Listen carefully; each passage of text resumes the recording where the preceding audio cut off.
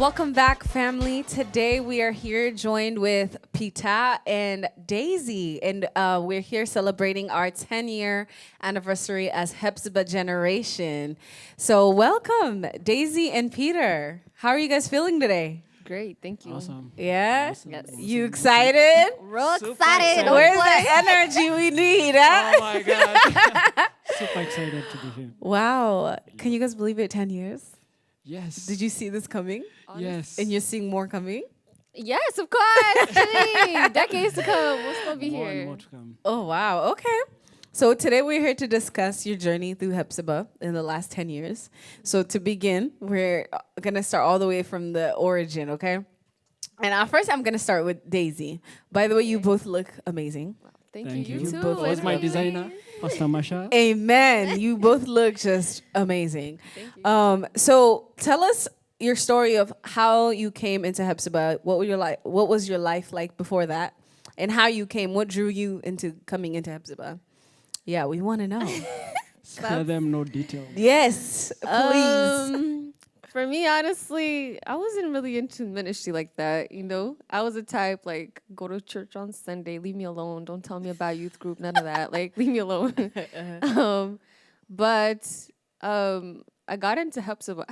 I can't really tell you, like, how exactly I got in there, but once I found myself in there, You found yourself. yeah, I was definitely in there. And after that, it's just history. But I will say, like, I've learned a lot. And coming into ministry, it was a stretch for me because I was literally like, I don't want to say antisocial, but I was like, I don't really care about people like that. Like, Wow. I don't, like, church wasn't my thing, like, you know?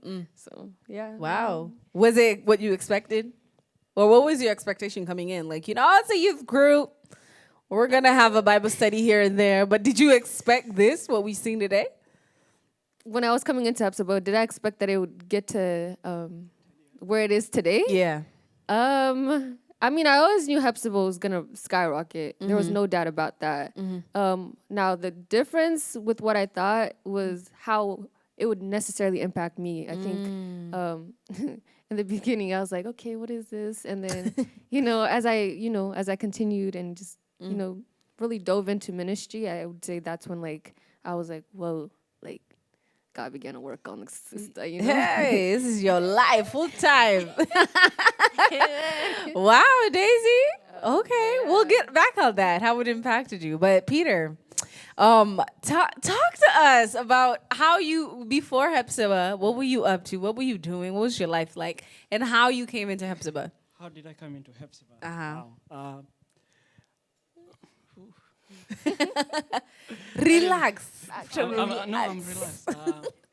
I want to say it started back in, I don't know, before Hephzibah, like 2011, so around 2006, 2007, with Isaac and Linda. They were driving from all the way from the Bay all the way to Sacramento to do, activities with the youth. And from there, it was more like, there's something interesting in church, because believe it or not, church and me are not friends. But, through them giving up their time, volunteering, and I could say there's something, there's hope.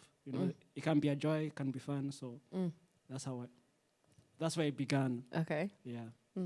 And so that's how you came into Hephzibah? No, that's how I came to church. Came to church, sorry. Okay, That's how I came to church. And then from Hephzibah, there were two groups. No, there was, first of all, the young adults, because I was a bit after high school. So I wasn't really like in the category of The kids, Yeah. the high schoolers.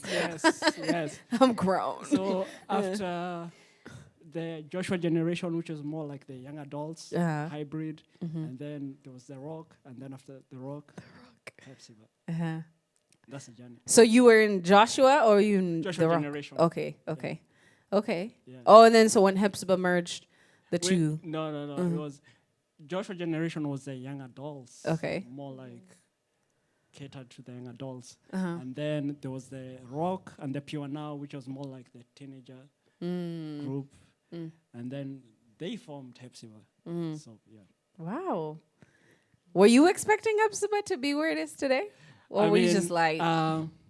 you know, coming to America and going to youth group in America, I mean, anything is possible. But I did not imagine I've been in ministry for this long. So, wow. So that part of Hephzibah is... You were just trying to pass through, Peter. Yes. Pass through. Wow. Wow, that's super interesting. Okay. Wow, we have so much to unpack, you guys. I'm so excited. We have all the time. We have so much to unpack. And I'm gonna try to do it. I will. I'm up for the challenge. Okay, before I ask you guys about your favorite times, you said the impact it had on your life. Can we touch on that a little bit? What kind of impact are we talking about? What impact has Hephzibah had on your life in this last 10 years? We can go with Daisy first and then Peter. Honestly, that's like asking like, what has ministry taught you? It's taught you a lot, but I would say like, I was thinking about this. I feel like I don't know. I was thinking about this question during the week, and I was like, honestly, when I look back at what I'm doing right now, I can say that every single aspect of leadership that I know today that I'm able to utilize in my business is because of what I've learned in Hephzibah. And honestly, like everything that I've like experienced in Hephzibah, learned through Hephzibah, I would say like I don't regret any part of it because it's made me who I am today. And it taught me patience. It taught me how to love others. Wow. It taught me so many different things. And also like to stick through things. And I would say like today, like you won't catch me like picking up something and dropping it simply because like I know that's one thing our leadership taught us from Philip, from people like Lillian, Masha, Peter himself. And so that I really say like every aspect of leadership that I utilize today, like I find myself sometimes just remembering like key phrases that Philip used to say or whatever. And before, like, to be honest, when I was in, Hephzibah in itself, I used to be like, Philip, what are you talking about? Like, bro, you're always spinning leadership at us, blah, blah. Facts. Let us live. And you're like, oh, Philip, okay, there he goes again with the leadership stuff. No cap. And then here he comes. No facts. But nowadays, it's like from last year, now like actually utilizing everything that he's taught me, it's been crazy because sometimes I'll just sit there and I'm like, wow, where did I hear this from? And I'm like, oh, it's that stuff, that Miles Monroe stuff, Phil was cramming down us, so it's like, honestly, like everything, like if you see anything good about me, at least for today, like, or if today that, I would say you could definitely like attribute it to Hephzibah because, like I've learned so much just being in ministry and especially being in Hephzibah. So, yeah. Wow. Oh my gosh, that's so touching. Before we move to Peter, you guys have a very, how should we say? It seems like Miles Monroe's ministry really, like you guys were really on it, and it really had a big impact on your life. Why is that from your perspective? What did you guys see in his ministry that just drew you to like wanting to learn more? I mean, you guys ended up going to the Bahamas. From your perspective, Daisy, what would you say? I mean, for me, it's just like the things he's always talking about. For example, one of the things that always gets to me, like it still blows my mind. The one thing that he said is like, on this earth, right? Like each and every single person has a gift that God gave them, right?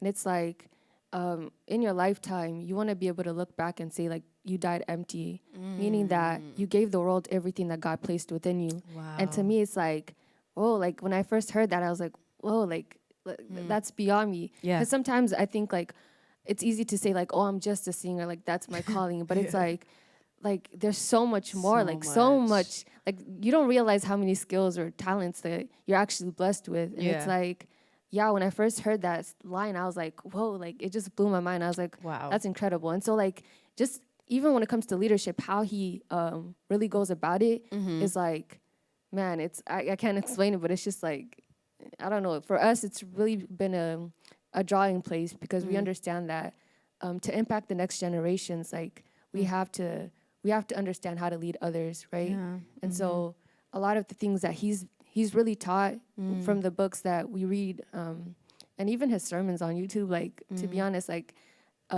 it's like long-lasting information and really information that you can utilize on a daily basis. And so I would say that for us, at least, as Hephzibah, like, you can learn leadership in so many different forms, but I feel like the way he's been able to break it down is what we're really able to resonate with, because we can like see it, and we see how it applies to our own ministry, and then also have like, you know, ways to navigate and also apply it. So I would say like he's just, there's so much to learn from him. Yeah, it's amazing all around. Wow. Yeah. Okay, Picha. For me, it was a different aspect of, you know, leadership, because you always see, sorry to say, the African type of leadership. Yeah, It's like no you present sage. a different leadership where it's more there's knowledge. You know, there's a future thinking towards it. It's multi-generational, and the vision should outlast you. So That's that was right. really different, because most of the time we always think me now, and you know, nothing else. Tomorrow will sort itself out. Yes. Figure it out. So that was different. Tomorrow's That not was promised. really different. And the idea that, you know, as Daisy is saying, there is more that God has given you. Wow. So not a lot of preachers preach that. Yeah. It's always like, God will give you this. Today, yeah. Yes. So, let me not. And it's not like, you know, God has already given it to you, and now you just need to develop it. You already have the capacity to do it. Right. Yeah. So that aspect was really different, and I think that is something that drew us to him. Yeah. And, Wow. And for you, what would you say? How has Hephzibah impacted your life, Picha? I don't think I'll be here if it wasn't for Hephzibah. So it's like pretty much done a lot. You know, outside of my family, there's probably Hephzibah will be the next thing. Wow. You know, has taught me so much about loving people, loving God, and knowing that, you know, it's all about God. Yeah. No matter how you feel, whether you just want to quit or not, it's all about God. Wow. So it doesn't matter. It's all about It God. doesn't matter. It Like, you doesn't know, we matter. should all have that motto. Doesn't matter how you feel. Yes. So, Wow, that's amazing. yeah, a lot of life lessons, let me say that. Oh, yeah. Yeah. Soon I'll write a book. Yay, man! We'll hold you to it. Coming, love This is recorded today on April. Oh, man. No, please do. No. I'm just kidding about that. He's gonna write it. We won't take it as a joke. Right? God heard it. So, what has been your favorite moments in Hephzibah and your least? Let's start with Peter. Favorite has to be the people. Oh. There's so many, I don't want to say characters, but it's so, Personalities? I don't know. Because sometimes it doesn't show until like, in public it doesn't show, but in private it's like, In the secret place. you know, it's good to see people, how they think, how they react. And, you know, it's always a joy. Sometimes it's so shocking. The people who are the loudest are really the most quiet in private. So and vice versa. true. So it's like, it's Yeah, man. really interesting. So I mean, I enjoy that part, you know, because you see the duality and you see how they handle things in public and private. So I really enjoy that. And Yeah. the list would be, you know, I want to say, just It's okay, Peter. Just release. we have to be careful what we say here. Turn off the cameras. The list would be, I don't know, say it would be the list, but it's more like you not trusting God, and then God comes through, and you're like, you know, God, I should have really trusted you. So those things are like, you know, I mean, that for me is the list, because sometimes it's like you drop the ball, and it's because, you know, you're like, God. Just doubting God. Yes. Yeah. And then he comes through and you're like, you know what, I should have really trusted you. You could have been further along. So, I mean, those are the least moments for me, yeah. Would you say that was the most challenging thing about Hephzibah? No. No. Challenging would be more like separating yourself from who you see yourself as and who God sees you as. Expand on that, Peter. I want to understand. Sometimes we have these notions of who we are, and God sees us as somebody different, and because of our environment and what people expect us to be, we don't really get to spend time with God to actually know the heart of God on, why He created us to be on this earth. Wow. So, separating those two, to me, and even to this day, it's still a battle because it's like, I know you say this, but yeah, is that are you there's a way I just wanna go a certain way of doing things, and that it's still a process. Wow. Still a process. Yeah. Wow. Awesome. How about you, Daisy? What was your most favorite memory or favorite thing about Hephzibah, and your least or most challenging thing? For me, the most. Tell the truth. Yes, guys. Shame the devil. You're wearing white. All we expect is honesty. Pure now, sister. Pure now. There's a lot of things, but for me it would be the trips, and just the culture that was established in Hephzibah. I think that, like, at least for what I observed, I would say like our group for sure, really connected on different levels, and sometimes like like other people might not necessarily understand it, but I would say that for us, the highlight I would say is like the culture that was here, and just also traveling together. I love to travel, so yes, I love going to places together. Yes. So yeah, my least favorite. Testify. I don't know. Maybe challenging. I don't know. Like this is difficult to answer because my least favorite moment. We have them. It's okay to have them. To be honest, like, I don't know how to answer it, just because, like, there weren't really, like, least moment. Like, they weren't like, okay, I really hated it, or, like, I really disliked it. I think... what was the greatest challenge that you guys kind of, like, faced? Other than finance, because that one, if we ever, that's just the number one. But what was the greatest challenge that you would say you guys kind of faced? Or you personally faced in Hephzibah? I don't... And it's okay if you didn't have any. Okay, I didn't really have any. Like, I wouldn't say that, like, I think... Testify, sister, don't worry. No. Tell you sound like you got something. Are you hinting? Okay, I'll say I'm a firecracker. Yeah. So maybe... that may have been a least favorite for a lot of people, but I feel like... What does that mean? Like I wasn't here. I don't know. Explain to me. I think when it comes to like me speaking my mind, like, and I'm really there, like, I'm gonna tell you as it is. Okay. Right. So it's like, I know the way I do it sometimes is like, I'm coming for your life, the but delivery. It's not. I'm just so the delivery. So. I feel like I probably spiced up a lot of meetings, not gonna lie, but we all need that person. Daisy, this is not an issue. Like, we all need, you gotta push people's thinking forward. I feel you, but so I don't even know if that's the least favorite moment for me, because it's your favorite.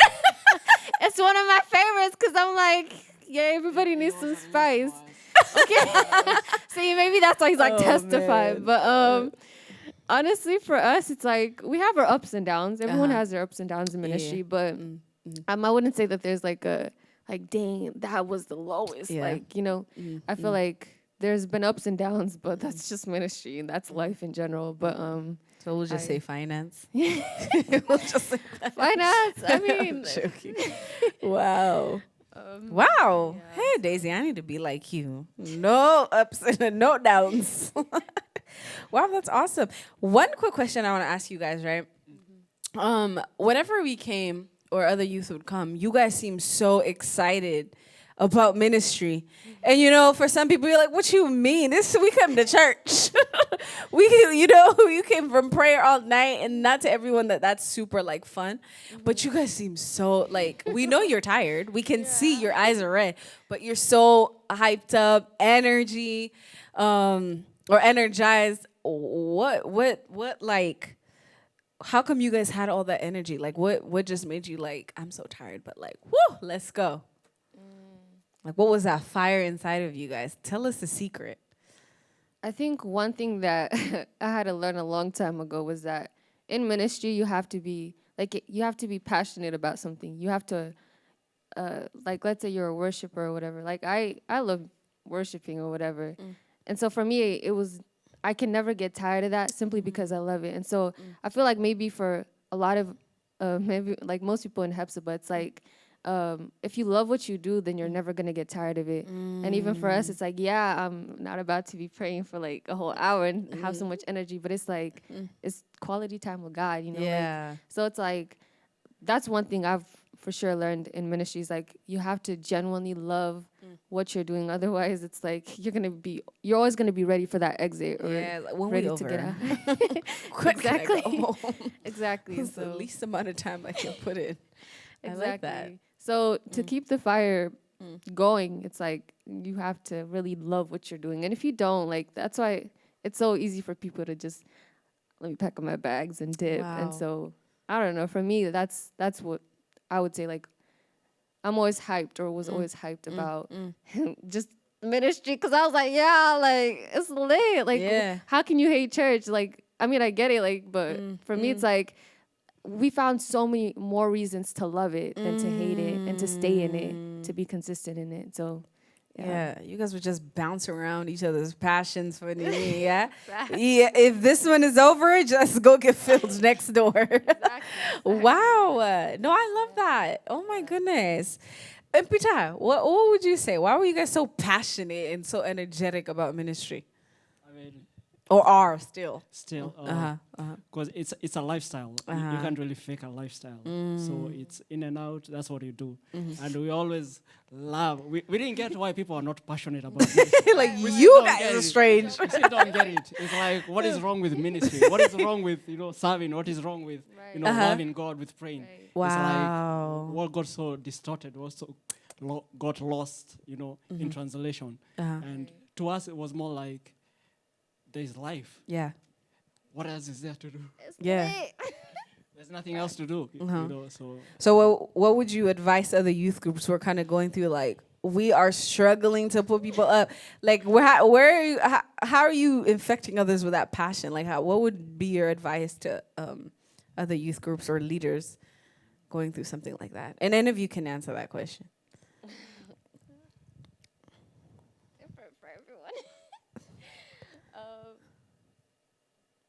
You can go ahead, Daisy. Wow. I need you. Honestly, no, like I also don't know the answer. Like, because I feel like every youth group has their own culture, right? So it's like, you can't teach culture. It's you build it. So, Oh, I like would just that. say, yeah. That was really good. You can't teach culture, build it. Exactly. So. Wow. Yeah. And Peter has a better answer. yeah, anything to add, Peter? She said it well. I mean, just enjoy. Yeah. There's no shortcut to get there. Just enjoy. There'll be mistakes, there'll be ups and downs, but enjoy the process. It's part of the journey, and you'll reap the benefits of it. Amen. So just invest. Go all in. Don't be 50-50. Yeah. All in. You'll get the results. Wow. Awesome. So I want to focus on you, Daisy, for just a minute. You came into leadership young. I mean, you're still young and beautiful.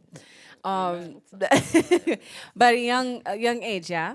Yes. And you were still, you're in high school, college, and you're in leadership, and there's all these things to do, whether you're planning Hephzibah Awards.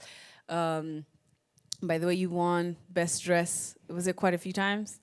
And then Youth of the Year. And Youth of the Year. Congratulations. As we can see, you're still living it up. What was your balance like, balancing education? Because that's not a joke either. Like, that's not easy. Balancing education and ministry. Because the level of ministry you guys were doing was not just, oh, we go Fridays, end of story. Like, it was literally like a daily life. How did you do that? And like other college students that are in that right now, like, what's your message to them? How can they handle it?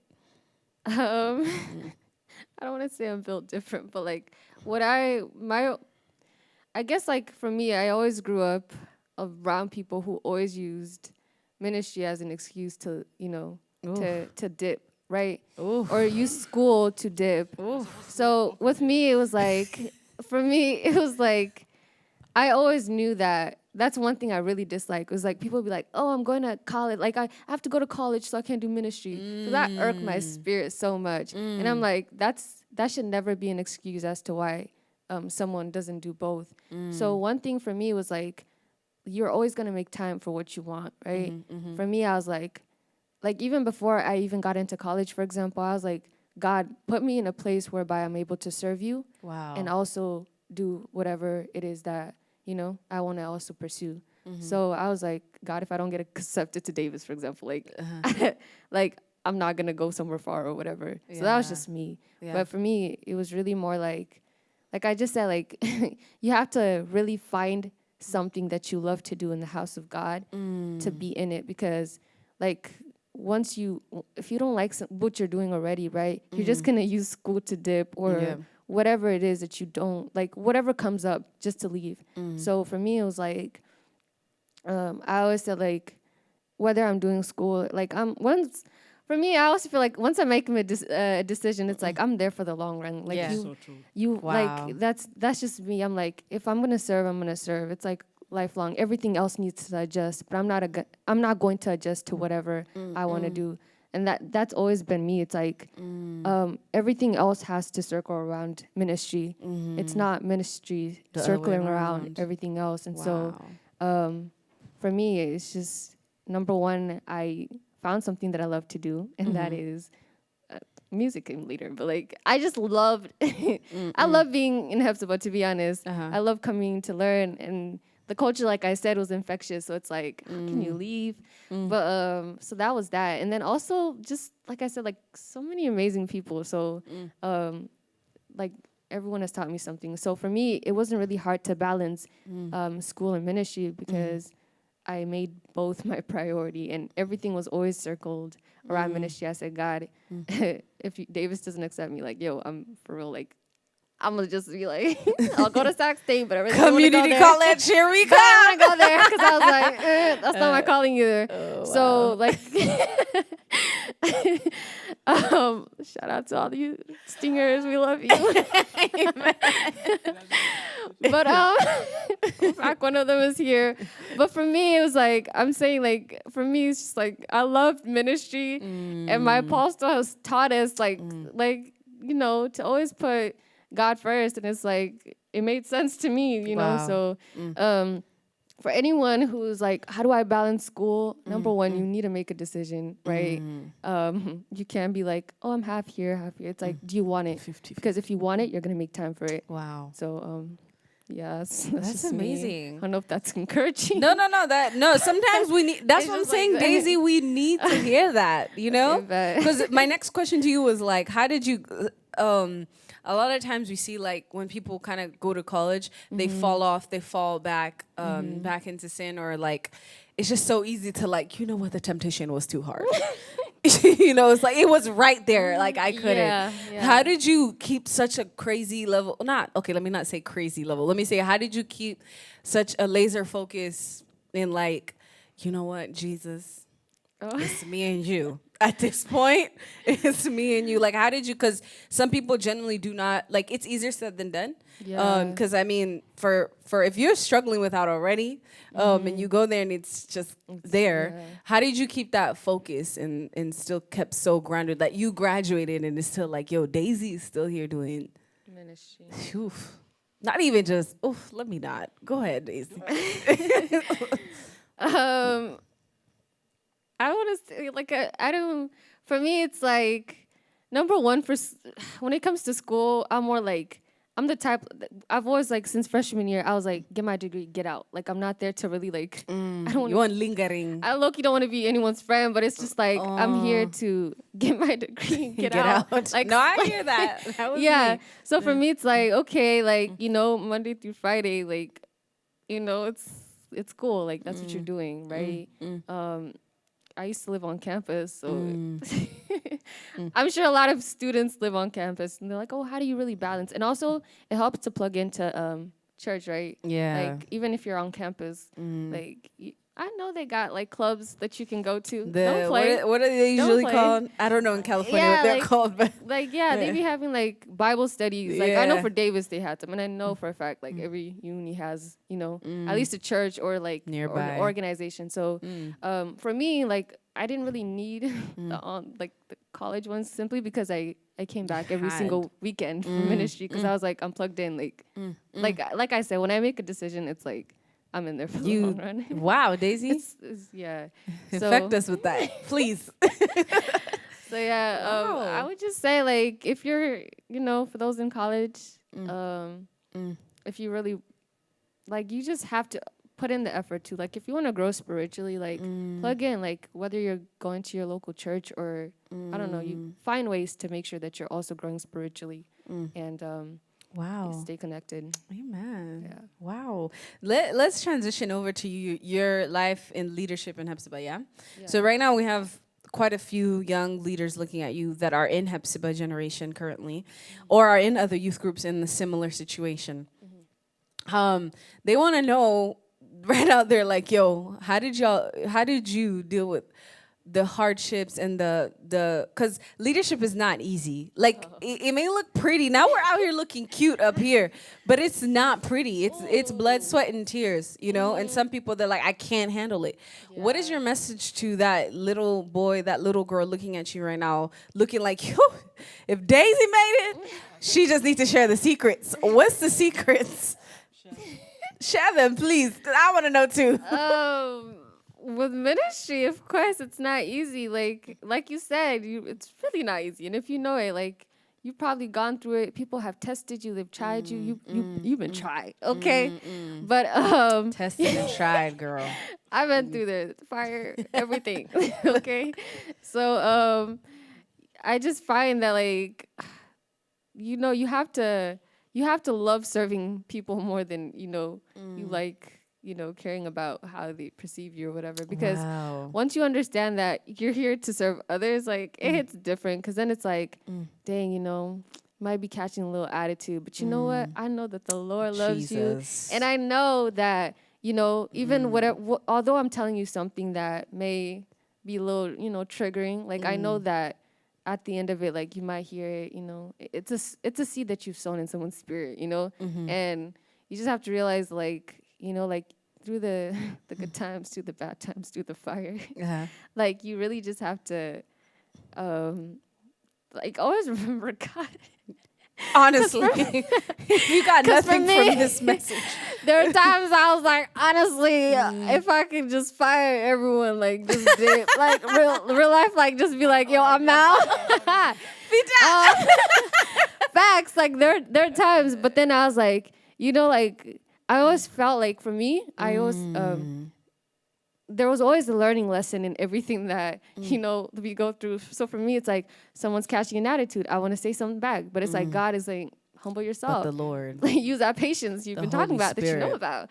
So it's like I think for me, it's also like taking the low points and the high points as learning lessons because I feel like that's how I've learned a lot of things. I'm like. When it comes to enduring, it's not just enduring, but it's also like in those times that you're enduring, like even those times you're like, I feel tested, you find something to really like, come out of in that situation. And so I feel like it's something I've learned, I guess. Oh my gosh. I don't know. Daisy has so much wisdom. Peter, are you feeling this? Because I'm feeling it. Whoo, I want to keep asking you questions. Please do. Let me jump to my brother. I'm gonna ask you one last thing before I move to Peter real quick. When you talk about, like, when you talk about patience and being able to, like, I want to say it, Lord, but I won't, like we were saying, how leadership looks so pretty on the stage, and when the event and the conference is happening, we lit, positive is here. But apart from also the part of working as a team, can you talk a little bit about what you did in your secret place, in your time alone, to kind of prep you for that? Because sometimes, you can be in the leadership team, but if you're not doing the work behind the scenes with you and your God, those moments required, like, you to pull the arrows from that. Can you talk about the importance? Because some people just think, like, because I'm in leadership, we're all going into heaven together, we'll be judged together. No. When the trials come, you can be by yourself, and you gotta know. So why is it so important for that alone time? And alone time for me, I realize that it's very key to what you do in leadership, because how do you expect to pour out to people if you yourself are not allowing God to pour out to you? So it's like, you really have to, like, that's one thing I'm always like, bro, like, when it comes to work, like, for example, I used to, in leading worship, for example, like, right, like, I could never put myself in a position where I'm like, okay, like, for me, bi-weekly, I always need, like, you have to have your spirit in check, because at the end of the day, like, when you're ministering, like, whatever you're going through, like, people can sense that. You might be releasing that. So for me, that always kept me in check, because I'm like, Holy Spirit, I need you to whisper a little something to your people. Like, I can't just be out here saying my own things. Yeah. But I always realized, like, like, in leadership, it's like, it's great to watch YouTube videos on leadership. It's great to hear from your pastor and, share that. But it's like, okay, now your youth group is in church too. So you also need to go and really, like, spend that quality time with God, because he's also going to speak to you current things for the people. So it's like, just really finding, it's like a necessity. I wouldn't say, like, if you're a leader, it's a necessity to really spend that time with alone God. time. Yeah, because it's like, God's speaking to you, but like, there's so much with that. But all I gotta say is that it's not even a requirement. It's literally a necessity. Like, you cannot be in leadership and you're not spending time with God. Alone. To be honest, it's just necessary, and it also helps you to, like, stay sane. not stay sane, but, like, stay in mode, to be honest, because like, if your relationship is good, like, with God, they say, like, one thing I learned is, like, how you relate to God is how you relate to people. So it's just like, if there's no relationship with people, like, I mean, with God, like, it's the same thing with people. So it's like, so I would just say it's a necessity. To be honest. That's all I my mom used to always play this Kiswahili song that would, in translation, it says, if you can't love the neighbor next to you, how can you love the God you can't see? So it's like, you know what I mean? You need that with this, and you need that. But thank you so much, Daisy. Wow, I'm not even going to continue, because we're just going to move right on. Just continue. Because Daisy's loaded, guys. She Wow. is. My sister. Yeah, Hey. Tune in on Sundays. Amen. So, Peter, Yes. shall we? Yes. Yes. So you transitioned, when Philip transitioned, he was the youth leader, and then he passed on the baton to you. Yes. I can't remember which year. 2018. Amen. I'm glad I you do not remember. the year. It's somewhere around there. What? No, but what? Like, let's ask you for real. What was going through your mind? Were you like, are you serious? Like, I can show you. Like, oh, you're like, not today. Pick somebody else. You were nervous. Facts. Well, tell us. Let me not even put words in your mouth. What went through your mind when they were like, okay, you're gonna be, because they told you like a week or something before, right? Oh yeah, it wasn't planned. It wasn't planned. It wasn't planned. There was already transition set in motion months ahead of time. Wow. Oh, you were chilling. You were like, it ain't gonna be Me, I was on my way out. So I was I'm on a my way serve as out, you need me. going my own ways, be like supporting ministry, in the back, be like, go people, Yes. go people. God was like, go Peter. I got some psych. Wow. Yeah, I was just shocked. Yeah. Oh my gosh. I was just shocked. And, it's so funny. Apostle, when he tells you something, he's not asking for your opinion. Yup. You just got, yes, Father. Go. Yes. Run. So he said, you have until Tomorrow. you have until this certain time to I love it. I love the way Apostle was doing it. to make up your mind for what you want to do. So it's like, you obviously that time frame, you don't have enough time to process in your mind what is happening. So it's all like there's much you can do. Wow. But one takeaway I got from it is that those songs we sing, I gave myself away. Give you, you So I did. can use it. So- I don't think God, be like, stick into your timetable. Wow. He has his own timetable, and it's for you to follow his timetable, not how you feel. So it's like, let's take this ride together with God. Where are you going? Let's go. Wow. Yeah. Wow. So tell us, what was it like? Like being the youth leader. We're talking to a youth leader. You know what I mean? Tell us. You should be asking for the other people's. No, we want to hear from your perspective. To me, it was a blur. It was a blur? Yes. Uh-huh. I didn't know, there's so much. There's so much. Let me just say there's so much that goes on. Yeah. It's not just just one department. There are multiple departments. You have to deal with different aspects of church and whatnot. Uh-huh. So that part was kind of surprising. You always know, but you actually don't know until you start doing Being it. the one to do it. To do it. Yeah. Yeah, and it's like, now you the vision is there, and it's like, how do you actually go forth with the vision and now setting in place the future, training other people, Yeah. not just saying, those people should be trained, but you're the one. You're training the them. woo. So it's like, it's you're not somehow. If you don't have a group of people to support you or other leaders, it can be hectic. And Wow. I do get why people quit ministry. Uh-huh. Honestly, I You do get do. it. I do not blame you. Uh-huh. Tell I do not them. blame you. I do not blame you. But you know what? I thank God for Apostle. Wow. It's really important to have a spiritual father. That's so true. And sometimes, when you don't want to hear from God because you have your own agendas, He can always use somebody. And, you got to just Oh do my. it. Yeah. Oh my. Yeah. Oh my. What's your message to that leader right now that's like, I'm done? I clearly didn't hear him correctly because I'm done. What's your message? Because like we said, leadership is not a joke. It is not It a is joke. not a joke, especially when you're the leader, Yes. everything is on your shoulder. What is your message to that person? You're like, I can't do this no more. You can do it. Wow. There's this song always on K-Love, not K-Love, Air One. It says, if God is not done with, even I'm not yet dead, God is not done with. Ooh, that's my song. God's too. not done with you. No, Oh, I'm No, God's no, no. not dead, you're not done. Okay, never mind. I'm Yes. I'm singing King Country. Never mind. Yes. So that one.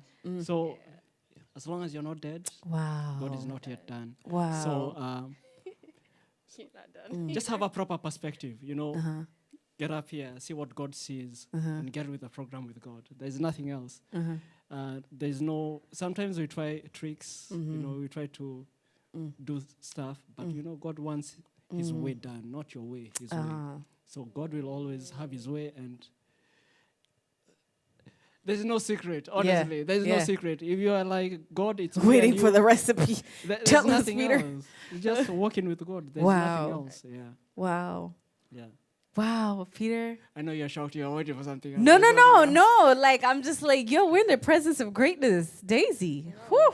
Yeah, it's loaded. Daisy. Can you come? Okay. Loaded. Wow. what was your, what was your greatest moment? I know you talked about the people, but what was your greatest moment of like you felt like, wow, I'm so proud of.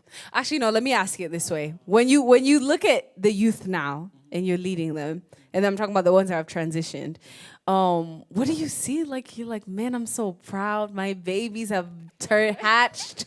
Or are you like, oh my goodness, what did we not do? Like, what do you see when you look at the Kina Mary, Kina Mashak, Kina Charlton, Kina Daisy? But then they transitioned. I don't know. Are you talking about the younger ones or the older ones? I'm talking about the older ones first. Oh, I'm talking about the ones you were leading and that have transitioned now. I mean, first of all, I'm actually surprised that they're still here, you know. Because honestly, hey, it must Why are be you God. surprised? No, honestly, because it's like, you know, even themselves, like they had to learn and grow. Yeah. It wasn't like they knew it was a growing process too. And, you know, that's one thing I'm actually really proud of. Like they stood, you know, despite the ups and downs, because they all have their own personal lives, their own things going on. They stood and they actually fought the good fight. And they're still fighting. Wow. And it's not easy.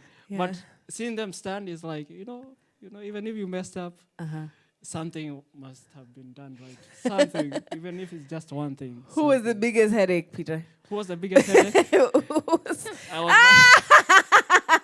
To yourself.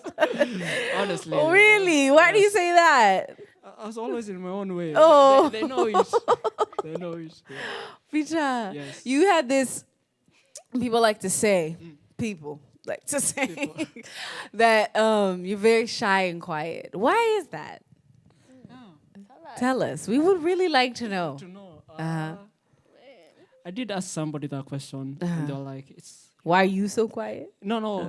I asked them, "Do you think I'm shy?" And they were like, "No, you're not shy. You're just afraid of your thoughts in public." Oh, yeah? Yeah. So it was an interesting perspective. Okay. But that is true. You know, sometimes it's like you never know what somebody else is going through. So if you just speak up or you that moment passes you by. So I like to watch people. You know, you always get to see different things, and you know, sometimes I wanna say it's one of those blessings that you do not expect. Yeah. Because now you actually get to see people from a different angle. You kind of see like the people who hide themselves because they're afraid of what other people think. Yeah. And those who like to play the background because they're afraid of the spotlight. Yeah. So I'm not gonna point anybody. So it's a blessing. So it's just a matter of perspective. Yeah. Yes. Oh, wow. Oh, wow, Peter. I like the answer. Okay. I was going to push. I was going to push that envelope. Perspective. Oh, wow.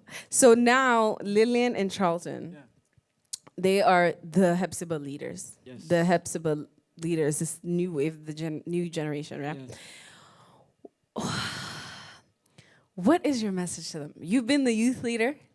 You've not glimpsed, you've seen, experienced, lived what that means and what it's like. What's your message to them? Honestly, I think they know. They don't know. I'm looking at some of them over there, and I think they're more prepared than they think they are. Yeah. And sometimes they underestimate themselves, the greatness that's within them. You know, they want to play small instead of actually fulfilling what God has in their hearts. Because these people are so loaded. Yeah. I mean, sometimes I wish I could show them like what I see, and it's only a glimpse. Yeah. And it breaks my heart to see them sometimes play small, you know, play to, you know, what people want, rather than to the audience of one person, and that is God. Wow. And I just hope that they actually embrace who God made them to be.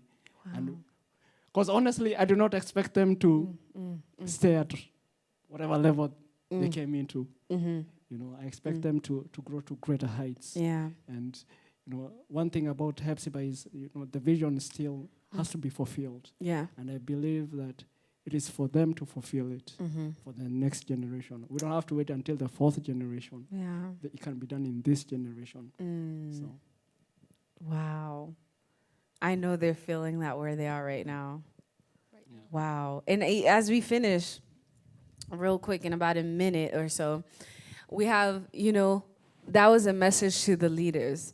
What is your message to the youth now coming up? And we're having people, young kids coming from Sunday school, and just everyone that it's in that Hephzibah generation now. Let's start with Shogo. What is your message to them? Like, what is that thing as a big sister leader that's been here? You've also been in those shoes since you said you came here from when you were young. What is your main message that you would preach to them? Don't spare them. Yeah, please. They need to. Shogo. Go first. Okay, I guess Peter.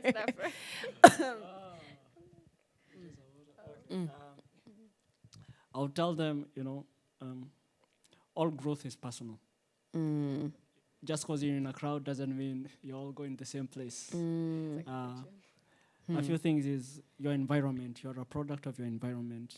What is your environment? What are you consuming? Wow. Consume the word, you become the word. You consume other things, you become other things. Right. The other thing is surround yourself with godly people. Yeah. Look at your 5 closest people. You're the sum of them. Do you like what you see in them? If you don't like, change your friends. Yeah. The other thing is that spiritual authority, understand the importance of spiritual authority. That will save your life, that will save your hustles. Because honestly, if it wasn't for spiritual authority in my life, and I'm only starting to understand it right now, my life would be different. Yeah. But if they grasp it from an early age, they'll go far and further and further. Wow. Wow. Whew. I know they caught that picture because I even caught that. Wow, I have nothing to say. Wow. You better share. Hi, You better Daisy. share. What was your message to the young Daisy, to the what was your message? Because they're there and they're listening and they're watching and they know you. What would you say? Man, I guess for the now current Hephzibah generation, I would just say to find something that you love, and you're gonna love ministry, because then it's not gonna be hard to do ministry. So honestly, just do what you love, and listen to the leaders. I promise you, sometimes you're not gonna feel what they're saying, but at least be willing to learn, because some of the stuff I've learned throughout the years, I didn't necessarily want to hear, but I'm telling you, they've taught me so much. And so just be coachable and, willing to listen. And honestly, ministry isn't you're going to have your ups and downs, but I promise it's rewarding. And you never know who you're going to impact when you go to minister somewhere else. I know for us, it's when we went out to minister, people be like, wow, our group is on fire. And we're like, y'all should I don't get it. But it's Hephzibah carries a certain I don't even know, anointing, I would say, or a certain fire that's never gonna burn out. And so even for the younger generation, it's I know that they're gonna bring a new fire, a new revival to their own generation. And so I would just say enjoy ministry, and honestly just be coachable and willing to learn, and promise in the good times and bad times, ministry is still the best. So Wow. yeah. Wow, what a way to end us off. In the good or the bad, ministry is the best. Shogo, you really need to drop these quotes, because the way they're coming, on IG, and the way these she drops them Instagram quote worthy, the way you're dropping them. Wow. Thank you both so much. Thank you This for was having us. lovely. Thank you. I for think having us. we need another one because you two are too loaded. She we needs it all just by no, herself. we No. need All by herself. personal All sessions by because herself. wow, I feel blessed, man. I know genuinely, I really, really honor and respect you guys. I know ministry is no joke, so to see you guys here looking fresh, looking you're alive, you're Thank you, Minister healthy. You too. Oh my God. It's it, God is good. Oh, that's God sad. is so good. So thank you. Thank you so much for you tuning at home. This was Pita and Daisy sharing us their experience in their last 10 years here at Hephzibah Generation. Thank you so much for your support and love. We love you guys so much and be blessed.